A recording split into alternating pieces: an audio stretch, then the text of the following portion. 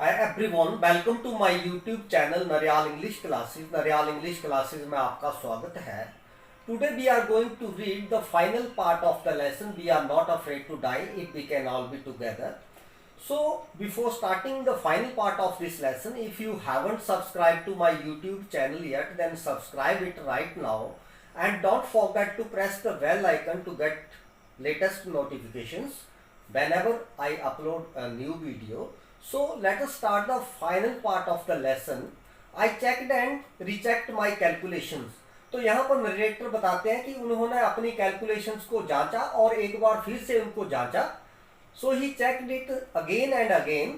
We had lost our main compass. और हमने जो अपनी मेन कंपस जो थी उसको खो दिया था. Know what is compass? Compass का क्या फंक्शन होता है जहाज के अंदर? ये एक डिवाइस होता है जो हमें डायरेक्शन बताता है. The picture is shown here. ये जो है आपकी, इसी को कंपस कहते हैं हम. I was using a sphere which had not been corrected for magnetic variation. तो उनका जो मेन कंपस था वो खराब हो गया था और उसकी जगह वो जो स्पेयर कंपस थी उसको यूज कर रहे थे. But that had not been corrected for magnetic variation. लेकिन उसको सही तरीके से उसकी मैग्नेटिक वेरिएशन जो थी उनको सही नहीं किया गया था. I made an allowance for this. तो फिर उसके लिए नरेटर ने क्या किया कि उसका थोड़ा सा एस्टिमेट लगा लिया. आई मेड एन अलाउंस, इसका मतलब थोड़ा सा उसने थोड़ा सा एस्टिमेट लगा दिया, अनुमान लगा लिया. For this and another estimate of the influence of westerly current which flow through this part of the Indian ocean. और भारतीय समुद्र जो था, हिंद महासागर जिसको हम कह रहे हैं, उसमें जो पश्चिमी धारा जो है, वेस्टर्ली करंट जो है, उसका प्रवाह कितना तेज है उसका भी उन्होंने अनुमान लगाया. इन्फ्लुएंस का मतलब होता है प्रभाव. तो हम इस पार्ट को वहां से कंटिन्यू कर रहे हैं जब नरेटर जो था वो इतने विशाल समुद्र में he was searching for two small islands. तो वहां से हम इस पार्ट को अब कंटिन्यू कर रहे हैं. अबाउट 2 PM, अगर 2 बजे की बात करें तो I went on deck and asked Larry to steer a course of 185 degree. तो नरेटर ने लैरी को कहा कि वो 185 डिग्री पर स्टीयरिंग को घुमाए.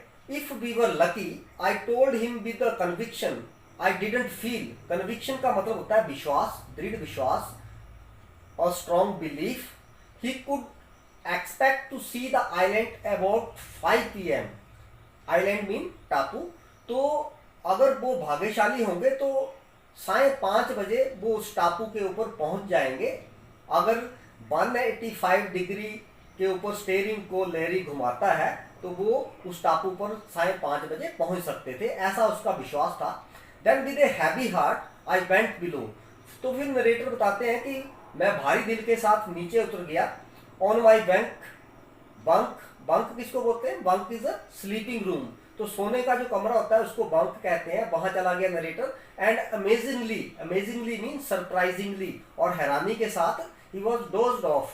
उसको नींद आ गई. dozed off मीन झपकी लेना. When I woke up, it was 6 PM. तो नरेटर बताते हैं कि जब मेरी आंख खुली तो 6 बज चुके थे. एंड ग्रोइंग डार्क, और थोड़ा सा अंधेरा हो रहा था. I knew we must have missed the island. तो मैं जानता था कि हमने जो आइलैंड है उसको चूक दिया है. It means we had lost the island. And then the sail we had left, we couldn't hope to beat back into the westerly wind. और जितना हमारे पास सेल बची थी उसके साथ हम जो पश्चिमी हवाएं जो थी उनको हम कंट्रोल नहीं कर सकते थे. We can't beat them. Beat का मतलब होता है हराना. At that moment a tousled head appeared by my bank. Tousled head mean अस्त व्यस्त सर, जैसे बाल इधर उधर बिखरे हों, उसके लिए वर्ड है टसल्ड. तो एक अस्त व्यस्त सा सर मेरे बंक में मुझे दिखाई दिया. अपीयर का मतलब होता है दिखाई देना. उस क्षण, एट दैट मोमेंट मीन्स उस क्षण. कैन आई हैव अ हग. तो हग का मतलब होता है आलिंगन करना, गले लगाना. तो उसने कहा क्या मैं आपको गले लगा सकता हूं? Who said? Jonathan said. So the Jonathan asked can I have a hug. She was right behind him. और स्यू जो थी वो भी उसके पीछे थी. No, Jonathan was narrator's son and Sue was his daughter. तो वो भी उसके पीछे खड़ी थी जोनाथन के. Why am I getting a hug now? अब नरेटर उसको पूछता है, अपने बेटे को कहता है कि मैं तुम्हें गले क्यों लगाऊं, why should I hug you, I asked. तो नरेटर ने उसको पूछा कि मैं तुम्हें गले क्यों लगाऊं, because you are the best daddy in the whole world. तो उस लड़के का जवाब था, because you are the best papa, क्योंकि आप दुनिया के सबसे बढ़िया पापा हैं। बेस्ट जो है ये आपकी सुपरलेटिव डिग्री है, good, better, best. And the best captain, और एक अच्छे कैप्टन भी हैं। माई सन रिप्लाइड, मेरे पुत्र ने जवाब दिया। It means Jonathan replied, not today John I am afraid. तो नरेटर कहते हैं कि मैंने उसको आंसर किया, परंतु आज नहीं, मुझे डर है। अफ्रेड का मतलब होता है डर, भय। वाई यू मस्ट बी, तो उसने कहा क्यों, क्यों नहीं, तुम्हें होना चाहिए, आप हैं बढ़िया पापा हैं। Said Sue in a matter of fact voice, तो ये बात स्यू ने बड़े विश्वास के साथ कही। यू फाउंड द आइलैंड, अब क्यों उन्होंने कहा कि आप दुनिया के बेस्ट पापा हैं, क्योंकि वो आइलैंड पे पहुंच गए थे। Because they had reach near the island. What I shouted, तो नरेटर यहाँ पर साइन ऑफ एक्सक्लेमेशन यूज हुआ है। It means he surprised and he shouted, और वो चिल्लाया, it's out there in front of us, और ये हमारी आंखों के सामने है। इन फ्रंट ऑफ का मतलब होता है के सामने। दे कॉस्ट, कॉस्ट का मतलब होता है ग्रुप में कोई बात कहना, समूह में कोई बात कहना। तो इट मीन्स उन दोनों ने मिलकर कहा कि ये हमारे सामने है, as big as a battleship. और ये जो आइलैंड था ये उतना ही बड़ा था जितना एक जंगी जहाज होता है। बैटलशिप किसको कहते हैं, युद्ध पोत को कहते हैं। The picture is shown here. I rest on deck and gazed with relief at the stark outline of Lee Amsterdam. तो यहाँ पर नरेटर जल्दी से दौड़ते हुए डेक के ऊपर जाते हैं, एंड गेज्ड विद रिलीफ, और उनको बहुत ही आराम मिलता है। गेज का मतलब होता है किसी चीज को देखना, झांकना। At the stark outline of Lee Amsterdam, तो उनको जो आइलैंड था ली एम्स्टर्डम, उसका बाहरी भाग जो था वो वहां से दिखाई दे रहा था। He was gazing the outer part of the Île Amsterdam. It was only a bleak piece of volcanic rock.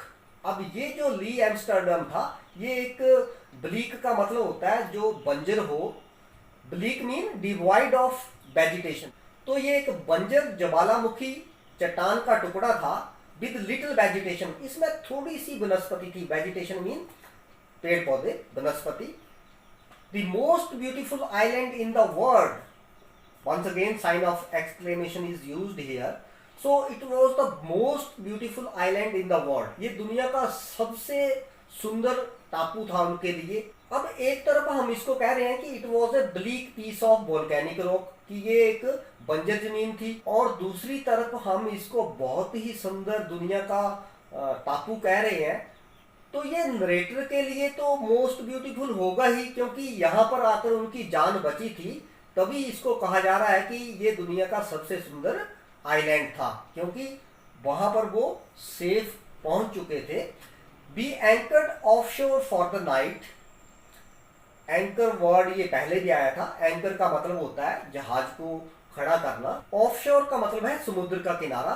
तो इट मीन्स उन्होंने जहाज को वहां पर खड़ा कर दिया। एंड द नेक्स्ट मॉर्निंग, और अगली सुबह, all 28 inhabitants, inhabitants mean the dwellers, 28 निवासी जो थे ऑफ द आइलैंड, उस टापू के, cheered as they help us ashore, वो हमें वहां समुद्र के किनारे लाने में वो खुशी महसूस कर रहे थे हमारी सहायता करके। तो यहाँ पर वर्ड एशोर और ऑफशोर, इन दोनों का मतलब है समुद्री किनारा, लेकिन डिफरेंस क्या है। ऑफशोर आपका होगा समुद्र का किनारा, लेकिन थोड़ा सा वो पानी में ही होगा अभी। लेकिन एशोर का मतलब होगा बिल्कुल समुद्र के किनारे। तो ऑफशोर हो गया किनारे में, लेकिन थोड़ा सा पानी में होंगे वो। लेकिन एशोर का मतलब बिल्कुल पानी से बाहर, लेकिन समुद्र के बिल्कुल पास। With land under my feet again my thoughts were full of Larry and Herbie. अब जब मेरे पाँव के तले जमीन थी, तो मेरा सारा ध्यान जो था वो अब लैरी और हर्ब की तरफ था। Cheerful and optimistic under the direst stress. अब लैरी और हर्बी जो थे वो बिल्कुल खुश रहे। ऑप्टिमिस्टिक का मतलब होता है जो आशावादी हों, जो पॉजिटिव सोचें उसके लिए वर्ड है ऑप्टिमिस्टिक, और डायरेस्ट का मतलब होता है भयानक, टेरिबल। तो वो इतनी भयानक तनाव में भी आशावादी रहे, खुश रहे।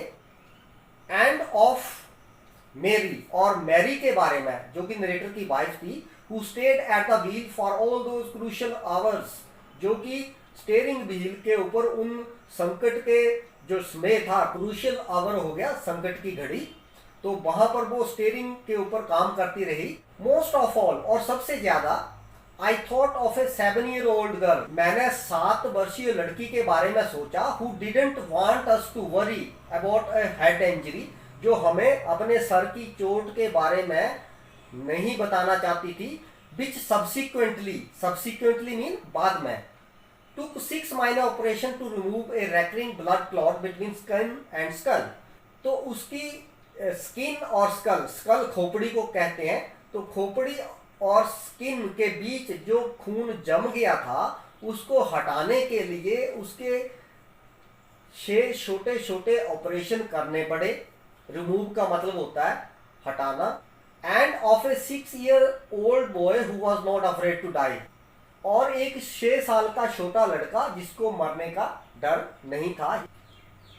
He was not afraid to die. This finishes your final part of the lesson.